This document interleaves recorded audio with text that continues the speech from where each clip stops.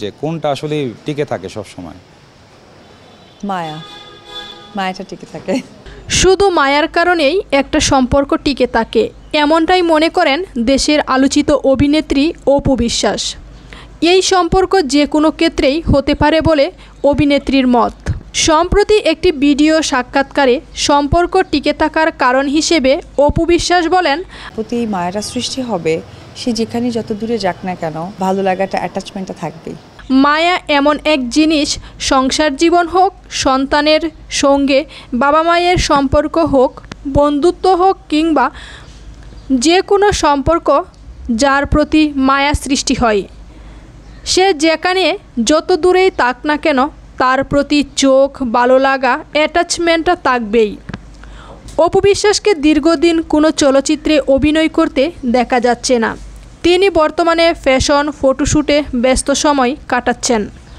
অপু বিশ্বাসের হালের লুক রয়েছে নেটিজেনদের আলোচনায়। অপুর ভক্তরা আশা করছেন খুব তাড়াতাড়ি সিনেমায় ফিরবেন তাদের প্রিয় নায়িকা।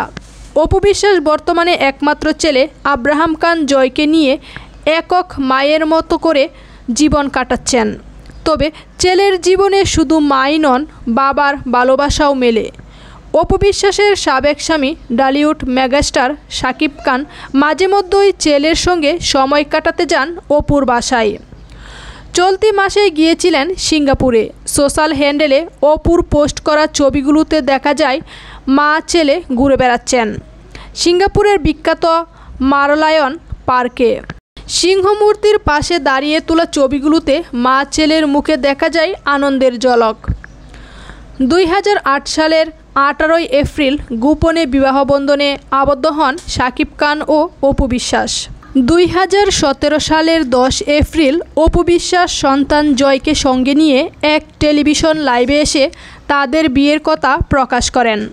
এরপর 2018 সালের 12 মার্চ তাদের বিবাহ বিচ্ছেদ হয়। বর্তমানে ছেলেকে নিয়েই নিজের সংসার গুছিয়ে নিচ্ছেন অপু বিশ্বাস।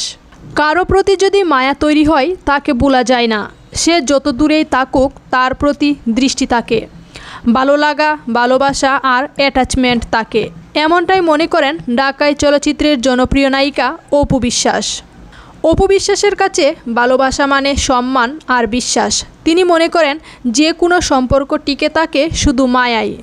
সম্প্রতি একটি ভিডিও সাক্ষাৎকারে সম্পর্ক টিকে থাকার কারণ হিসেবে অপু বিশ্বাস বলেন, মায়া এমন একটি জিনিস, সংসার জীবন হোক, সন্তানের সঙ্গে বাবা মায়ের সম্পর্ক হোক, বন্ধুত্ব হোক কিংবা যে কোনো সম্পর্ক যার প্রতি মায়া সৃষ্টি হয়, সে যেখানে যত দূরেই যাক না কেন তার প্রতি চোখ, ভালো লাগা, অ্যাটাচমেন্টটা থাকবেই।